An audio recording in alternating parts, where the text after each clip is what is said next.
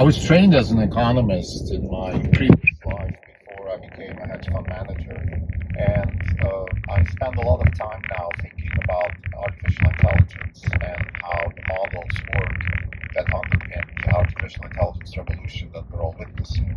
And there's a nice parallel that I want to talk about, and that is the importance of prediction. In the end, any kind of model, anything we create with our tools that we have at our disposal, which is computational tools, in the form of algorithms, and then of course all the computational hardware that we have, which is what Silicon Valley has created in the last 60, 70 years. So all of this, in the end, leads to the same goal, and that is prediction. And I want to now. I thought it's worth mentioning a few things about economics for those who are interested, who think that there is some value in the profession of economics, which I think there is. But the problem with economics is that the profession has been hijacked by charlatans and politicians, which maybe I should even distinguish those two, but nevertheless, charlatans are the academics who walk around and call themselves a professor or something like that. The politicians actually are much more honest because they're in the business of persuading others to vote for them so they can spend other people's money. That's what the politician does in a democratically governed country. So they're not as much of a charlatan as the economists who pretend to be academics and then do something very different. And the reason I say that is because there are a few models in economics that actually work really well. One of them is the Austrian theory of economics, which is actually the only theory of economics that matters. And there's a little bit of an aberration, maybe that the Chicago School of Economics is offering, more applied, West version. But I would say that Chicago people have also left a long time ago and joined this charlatanism. So it's, as a Chicago economist, I think I just have to say it's unfortunately not what it used to be. Not just for those who are gonna go crazy on the comments. I am actually not a Chicago trained economist. I should caveat that. I got my MBA at the University of Chicago, so I took a lot of courses with economists there.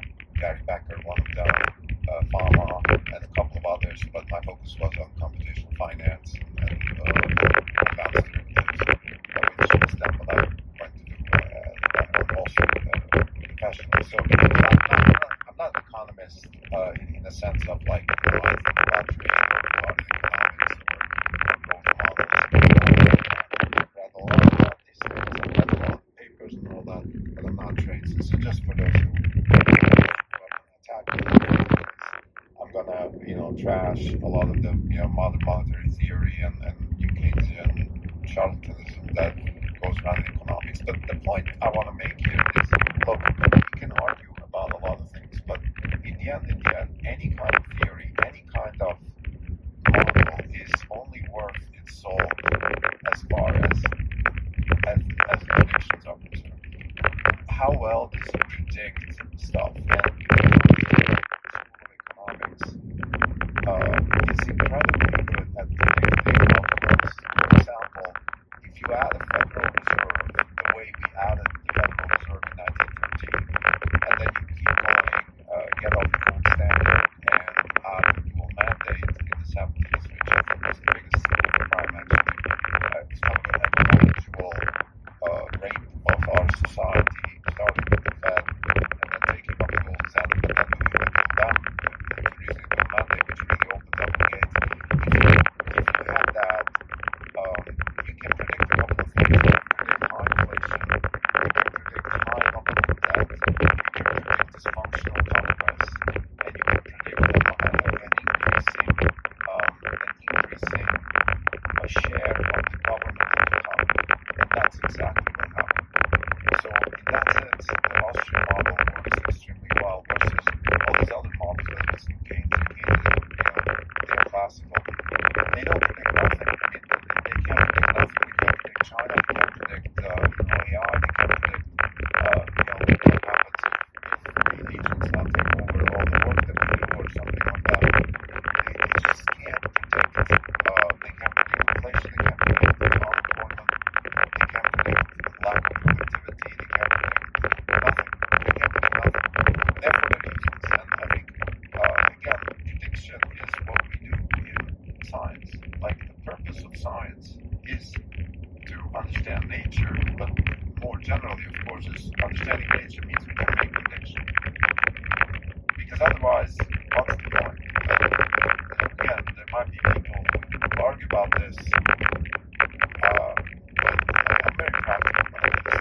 This is a credo. I don't want to discuss. This is an assumption. So if you do science, you're allowed to go out and go crazy. It's string theory and abstract geometry. Be my guest. But it all has to come down to some sort of prediction. Predict something. Help me predict something so I can manage myself, manage my resources, manage my career, manage my country, whatever it may be. If you can't predict something, then it's useless, and that's exactly what economics is morphed into. It's not predicting anything, it's basically just a means to an end, and the means to an end is to justify increasing government involvement and increasing spending and government debt. Now, let me just elaborate one thing. I want to, just walk you through my thinking. What do I mean with Austrian economics predicts inflation and increasing government spending, which is the same thing, based on the trajectory of the Fed? Well, if you take the base case of Austrian economics, which is human actions driven by incentives, and you will always do something what's cheaper to do with the same outcome, or you will do something that has a higher outcome for yourself than something else given the same cost or something like that. I think it's fair to say people are rational when it comes to their own well-being, when it comes to their offsprings, and they will act based on incentives.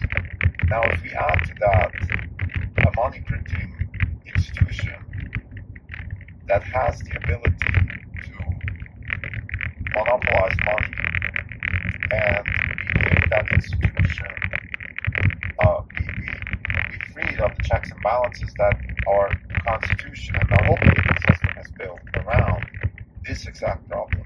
We free them by introducing, it's first taking them off the gold standard and then introducing dual mandates. So now you're free of any kind of checks and balances, because you can always say I'm either fighting inflation or unemployment, and in the end what you're going to do is constantly print more money and finance government spending.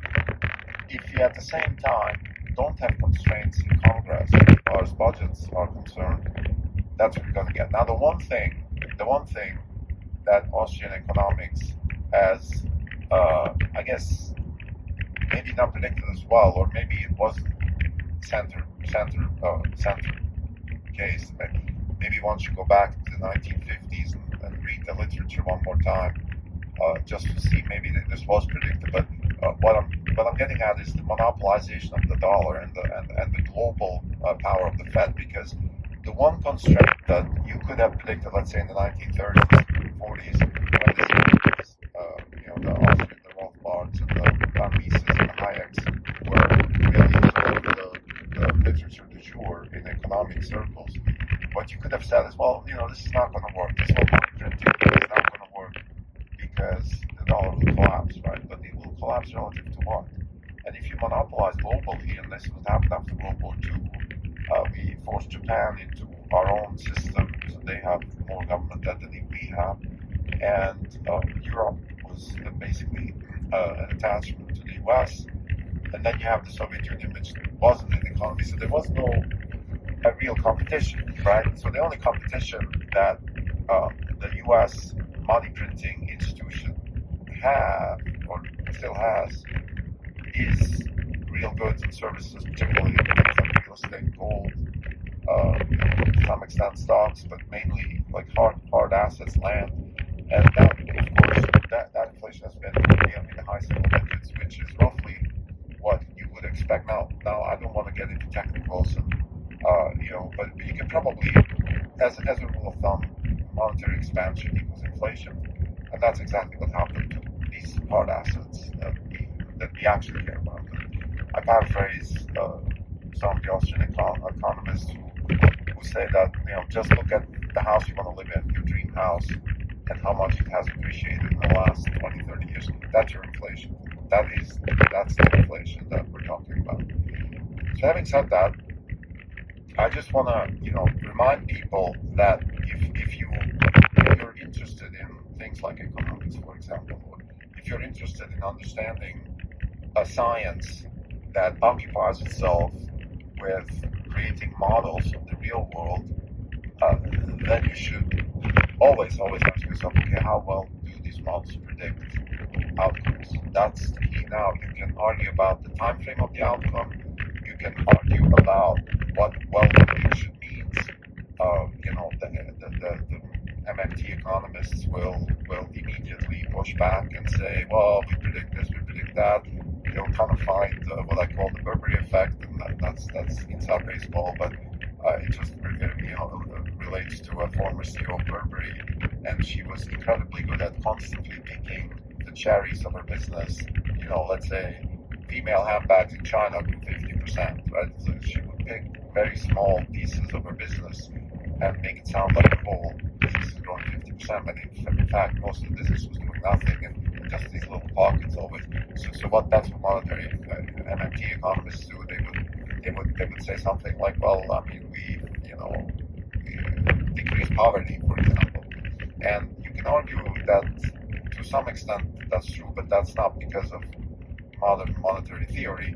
That's because of our innovation in technology that has in certain areas allowed people to access goods and services that they weren't able to access before, versus, by the way, in other areas, again, it's getting more and more difficult. Education, healthcare, housing, it's much more difficult to approach these things today than 100 years ago. But then other things, flat screen TVs and junk food, yeah, it's cheaper. It didn't even exist 100 years ago. So the point being, like, if you really want to talk about theory, let's say if you're a young person that wants to get into economics, right, ask yourself that question. Let's say, do I want to do physics or economics or engineering? Ask yourself the question, okay, how well, whatever I'm going to learn, how well is it going to help me predict things? And the better it helps me predict things, the more I'm going to be, the more productive I'm going to be, the better I'm going to do stuff, the more money I'm going to make, the more success I'm going to have, the happier I'm going to be, the less bullshit I'm going to have to sell to others to justify my job, etc. That's a prediction I make. I have to make that prediction. And that the reason that being is that only with prediction you can add value to society and build something, whether it's a theory or whether it's an actual product. If you predict how particles move in a plasma, or you predict how stock prices move on the market, if you're able to predict things, and caveat the stock market comment, if you can do it in a legal way without things like insider trading or scalping or bribing the Nasdaq stock exchange to give you access to inside information about flows, and so put that aside. If you have a genuine model that can predict stock prices, if you have a genuine model that can predict plasma movements in a low temperature plasma, you can build products like Hall effect thrusters or help the chip industry build better three-dimensional chips. If you can do that, you will create value, you will be a happier person. You will be a happier person. So focus on prediction. And if you have a problem with current economists, and I do have a big problem, it is always the same thing. Like, what are you talking about? Let's say Paul Krugman or economists, crowd, and basically the whole saltwater economics crowd on the East Coast. What are you talking about? We have the highest government debt, we have huge inflation, we have increasing urban poverty, which is felt it doesn't look like it because it's measured in a Burberry type of way. We just measure, oh well, the child mortality in New York City is very small, but you're talking about the rich city. No, it's not. New York City feel poor. There's something wrong with that city. Same with LA. Bay Area is a little better because there's a lot more productivity potential here. So even though it's an expensive area to live, there's also lots of opportunity for normal people to make money, not for somebody's nephew to work at McKinsey, or even worse, at an investment bank, where they just get overpaid for doing nothing, and then drive up inflation and things like that, because they're not adding any value to the economy. So I guess I want to end this short episode here with paraphrasing one of the old podcast guys. I think his name is Friedman. He talks about builders, and I 100% agree. There's takers and builders, or makers and takers. So the takers are the Bernie Sanders of this world, the Elizabeth Warrens of this world, the people who constantly yap about inequality and things like that. They just want to take the money from the makers and then fill their pockets and throw a little bit to their constituencies so they keep getting voted in office. And then there's the makers, and the makers are, whether they're $1 billion Silicon Valley entrepreneurs or artists or plumbers or people like that who actually make things. People who work on oil rigs, people who build GPUs to mine Bitcoin, people who make things and put those things to the test of the marketplace and get rewarded with customers actually paying a fair price for that thing or service or both. Those are the makers. And I think we need more of the makers, less of the takers. And unfortunately, Austrian theory would predict that with the current institutional framework, particularly with the Fed being unhinged, we will have more takers than makers. So that's a problem. That's a big problem, and I just want to finish this episode with just a small prediction, that is that the only way we can solve this problem is by segregation. We need more constituencies, we need more competitions amongst constituencies, we need different types of central banks, maybe also constituencies without central banks. There's nothing wrong with an insurance for banking failures, but that doesn't mean we need to go to money printing and monetizing government debt. So anyway, finishing this episode again, I think Austrian economics would predict that given the current institutional framework, we will have an increasing amount of takers, and it will be more and more difficult for the makers to get their way. And Austrian economics will also predict higher government spending, more inflation, more government involvement in the economy. And that is the power of this theory. And any theory which can make good predictions is a good theory. Thank you.